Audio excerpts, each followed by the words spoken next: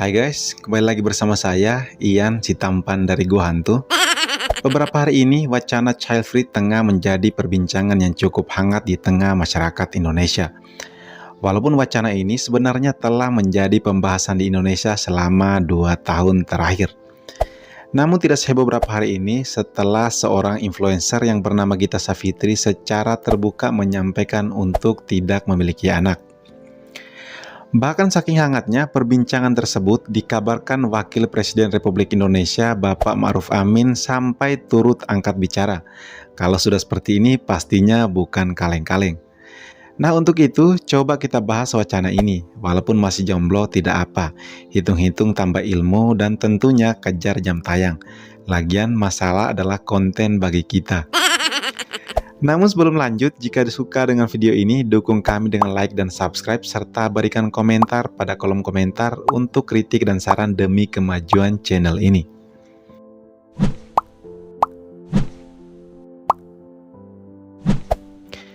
Nah, dari literatur yang kami rangkum, child free adalah gaya hidup yang mengacu sebuah keputusan seseorang atau pasangan untuk tidak mempunyai keturunan, baik kandung, mengadopsi anak, atau lainnya. Pada dasarnya, child free adalah wujud kebebasan untuk memilih. Istilah child free sendiri lebih familiar di kalangan feminis, atau kita sebut saja agenda-agenda feminisme. Karena yang kita ketahui bersama bahwa dalam feminisme, peran laki-laki dan perempuan adalah setara, baik itu di dalam maupun di luar rumah, termasuk persoalan keturunan. Keputusan child free membuat perempuan memiliki kebebasan untuk menjadi seorang ibu atau mengalami proses kehamilan hingga melahirkan. Istilah child free ini sendiri sudah dikenal di Eropa pada tahun 1500-an, tapi dengan arti yang berbeda, seperti yang dituturkan oleh seorang sejarawan yang bernama Rachel Crastil. Ia menyebutkan bahwa kalau child free memiliki perbedaan arti di masa lalu, yakni diartikan sebagai para wanita yang sudah menikah atau belum yang tidak ingin membesarkan anak. Hal ini pernah menjadi kelaziman di perkotaan dan pedesaan Eropa pada awal tahun 1500-an. Biasanya ini terjadi pada perempuan yang memilih berkarir dibanding menikah muda, seperti kebiasaan perempuan saat itu. Mereka yang memilih bekerja hanya fokus pada karirnya saja, sekalipun memutuskan untuk menikah, mereka sama sekali tidak terpikirkan untuk mempunyai anak.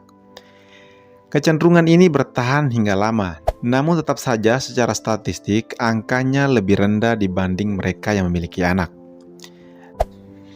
Namun, dalam penelusuran Rachel, keputusan child free ditandai dengan menurunnya angka kelahiran terjadi pada kurun 1800-an di Eropa dan Amerika Serikat.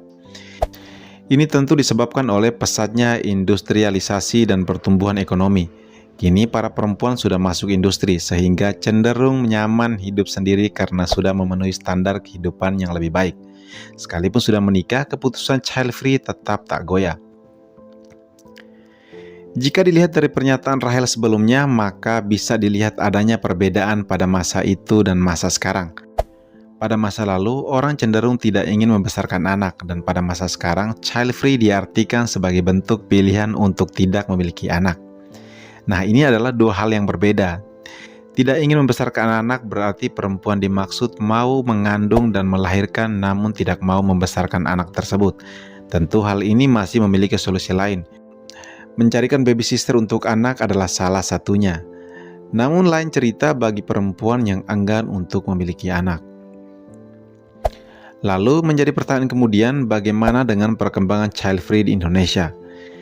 Ternyata hal ini agak unik teman-teman. Tentu kita pernah mendengar pepatah yang mengatakan bahwa banyak anak, banyak rezeki.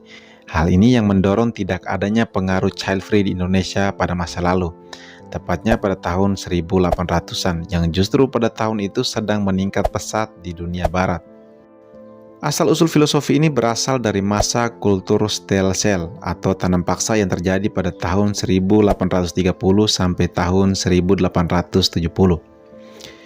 Hadirnya kewajiban tersebut membuat penduduk pribumi mempunyai banyak anak, sebab semakin banyak anak artinya tenaga kerja juga bertambah, artinya semakin banyak pula keuntungan yang didapat.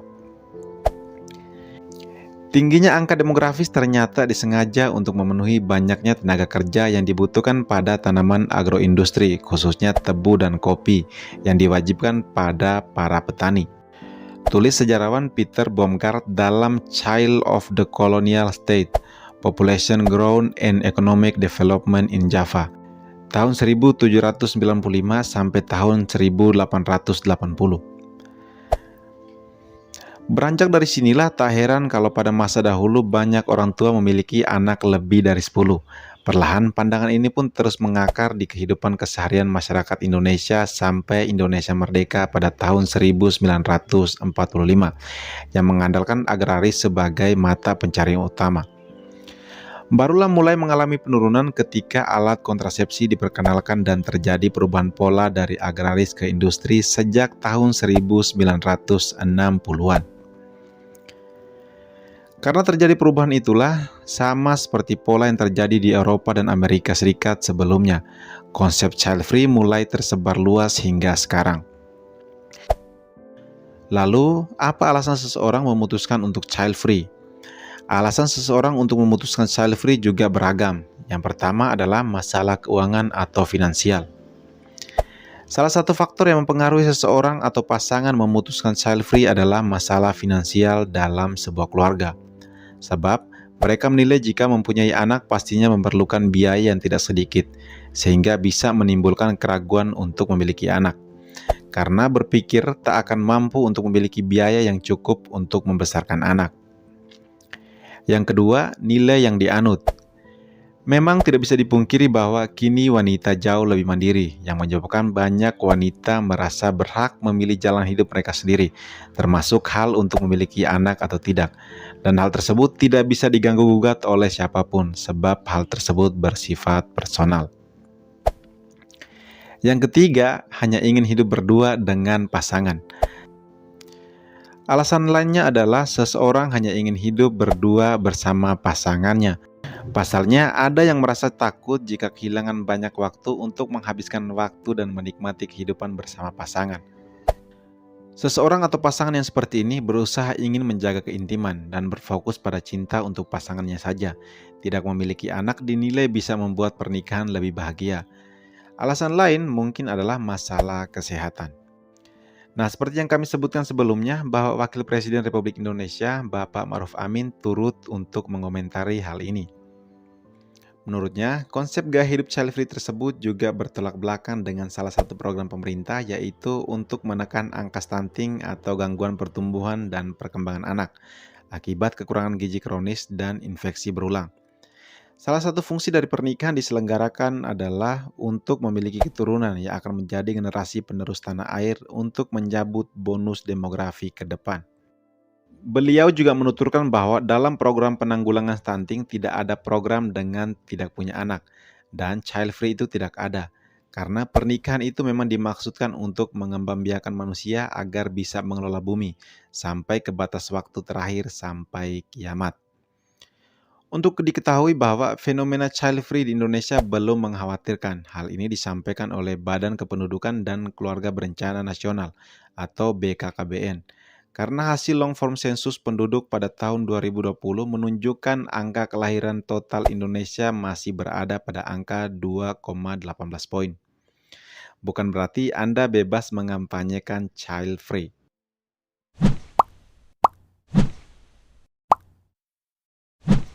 Demikian, semoga informasi ini menambah wawasan kita bersama. Sampai ketemu di video kami selanjutnya.